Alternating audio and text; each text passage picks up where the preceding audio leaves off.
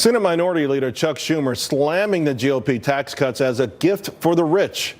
But that's not stopping Republicans from trying to push ahead with phase 2 of tax reform, including making those individual tax cuts permanent.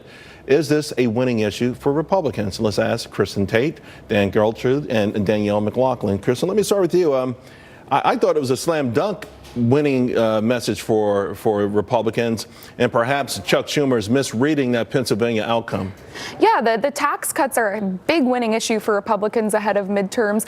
A lot of voters don't even realize how much money they'll save from the tax bill, and they won't realize these savings until they file their taxes in 2019.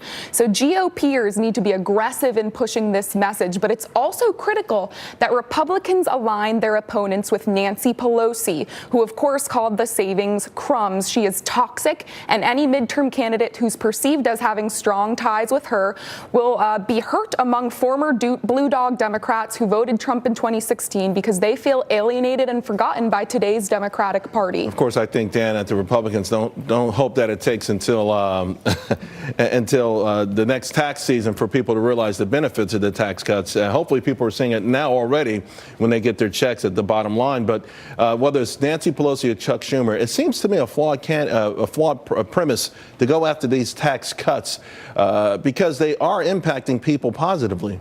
Yes, they are. I mean, right now, people are seeing a difference in their paychecks here and now, that immediate gratification. So I think the tax cuts are paying dividends, political and otherwise, at this point. Of course, Danielle, Nancy Pelosi sort of taking credit for Conor Lamb's victory, although he ran against her as much as he ran against anyone else, even more so than Donald Trump. And he did tout tax cuts as one of the things that he liked. Yeah, he did say that he needed to see leadership change at the top of the Democratic Party. He said the same thing about the Republican Party, in all fairness. I think that Republicans may do phase 2 because I think politically it makes sense as we come into midterms. I think honestly that the president may be toxic. If he was toxic in Pennsylvania, we may see a little bit of that moving around as we move into midterms. But the tax cuts are interesting because they're very, very popular with Republicans, but they're not that popular with Democrats. And so we have people in the middle who might go one way or the other. It's going to be interesting to see how each party. I will say, though, today we had a report out from the University of Michigan on consumer confidence, and it shot up to near an all-time high. And what really drove it was the bottom 1/3 of income households had a 16% percentage point gain month over month. Unheard of. I mean, so some people out there at the lower end of the economic spectrum, Kristen, are excited about this. I don't think polls capture that. Oh, yeah, the economy's booming. People are making more money. The job market's great. But still, Charles, I'm not sure if that will be enough for Republicans going into midterms. It will definitely help them. The one thing Republicans need to keep in mind when they're running is that they need to run as real conservatives to appeal to that populist base. They cannot run as establishment-type candidates like Jeff Flake or John McCain. They need to really but those guys aren't running. Saccone, was he a good candidate or a bad candidate?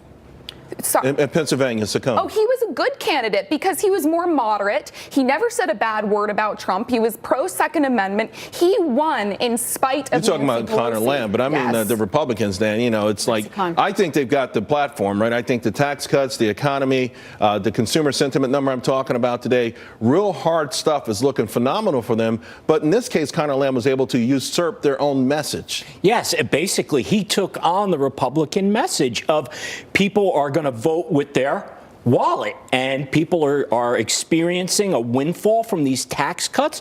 That's a winning play in my mind. We got some time between now and November. So, Dan, does a Republican Party, does President Trump, do they focus on phase 2 tax cuts, infrastructure, or some sort of DACA border deal?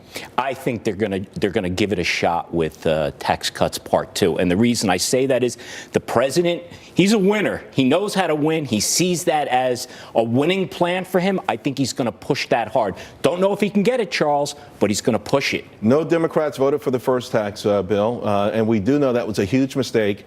If they push it again with any Democrats come across, because Conor Lamb has sort of shown you guys the light. I mean, I think he's showing you the light. He's giving you the template for how to win in 2018. This is what the Republican Party has to grapple with. Trump won as a populist, and what Nancy Pelosi really meant when she said crumbs was that the 1% in corporate America get far more out of this tax bill than average working Americans. And populism is purportedly about those average working class Americans. Only about 30% of people are seeing increases in their tax cuts. Even the pass-through benefits that we're seeing are overwhelmingly slanted towards the 1%. So we're seeing everything from, there's a lot going on at the top 1%. Well, what are they going to do we'll about see. it? Politics of envy. You know, if I get a pay raise, I'm not really concerned if someone got a bigger one than me. Exactly. Right. I'm just happy when I can keep more of what I earn. Thank you all very much. Appreciate it.